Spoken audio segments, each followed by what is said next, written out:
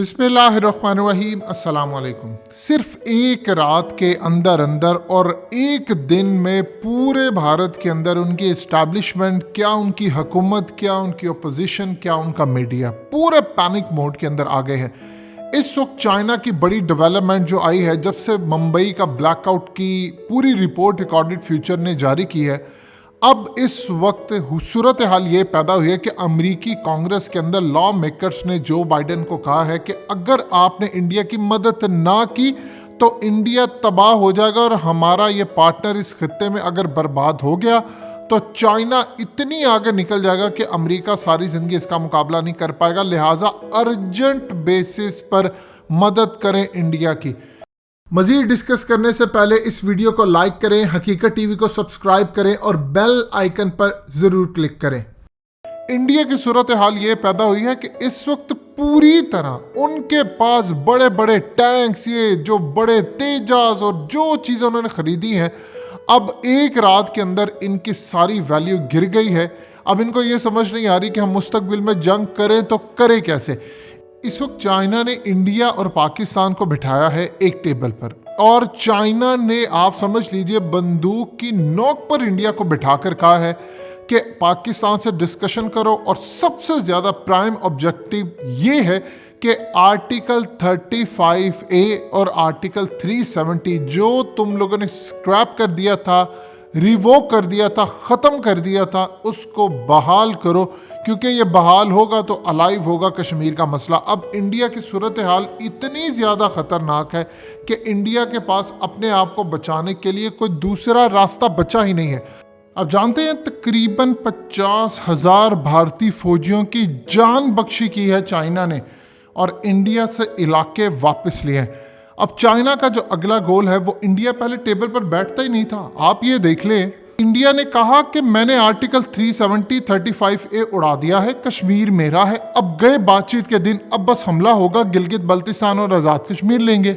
इसके अलावा तीसरी बात किसी सूरत नहीं होगी। अब इस वक्त सूरत हाल ये पैदा हो गई है, चाइना जोर दे रहा है इंडिया पर कि आप अब ये निकालें आर्टिकल और उसके बाद कश्मीर का मामला तय करें।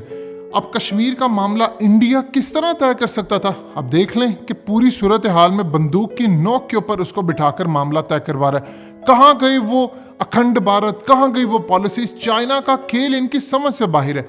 अब ये देखें कि अमेरिका की एस्टैब्लिशमेंट कह रही है कि हम फिजिबिलिटी रिपोर्ट बनाकर देंगे इंडिया को कि इतने अरब डॉलर आप खर्च करेंगे तो हम आपको EMP देंगे जिससे आप मुकाबला कर सकते हैं पाकिस्तान का। और अमेरिका ने इंडिया को ये बात कन्वे कर दी है कि चाइना के पास ये टेक्नोलॉजी है तो ये पाकिस्तान के पास भी है। माजी के चाहे आप जितने मिसाइल उठाकर देख लें, कोई टेक्नोलॉजी उठाकर देख लें, उनको पता है कि चाइना की सर्वाइवल का मसला है। अब इस सूरत हाल में उनके पास टेक्नोलॉजी होना लाजिम है, क्योंकि अगर गवादर और इन चीज़ों का मसला पड़ता है तो वो छोड़ेंगे नहीं।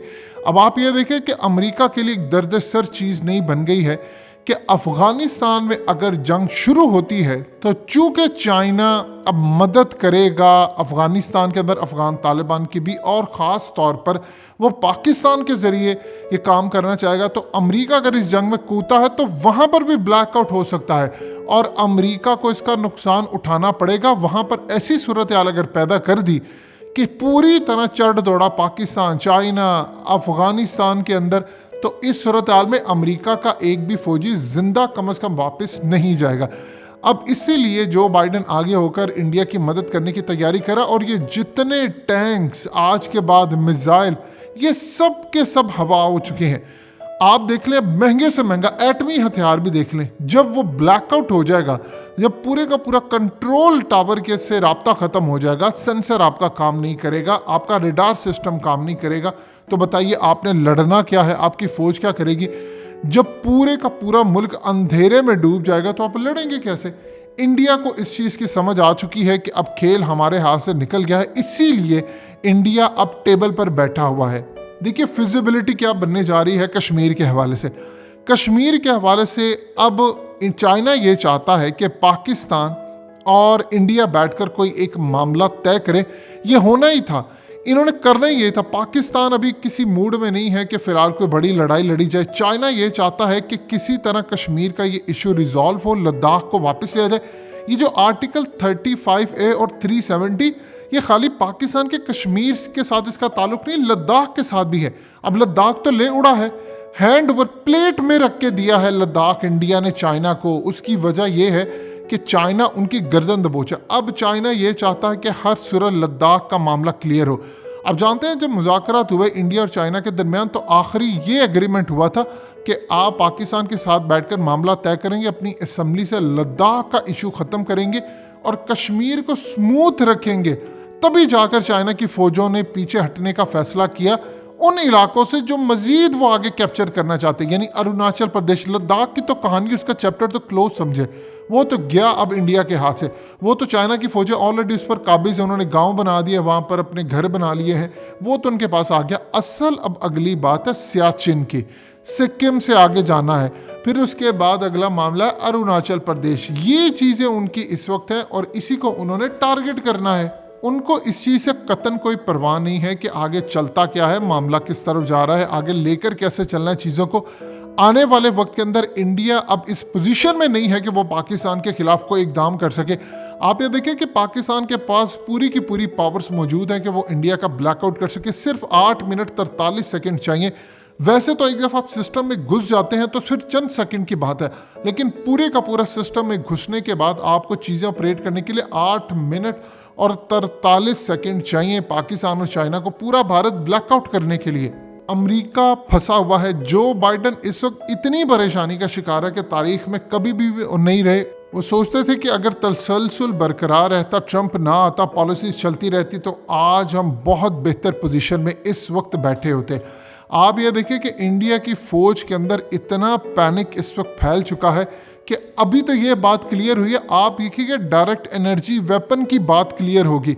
चाइना ने ऐसी ऐसी टेक्नोलॉजीज रखी हुई हैं कि आप सोच भी नहीं सकते।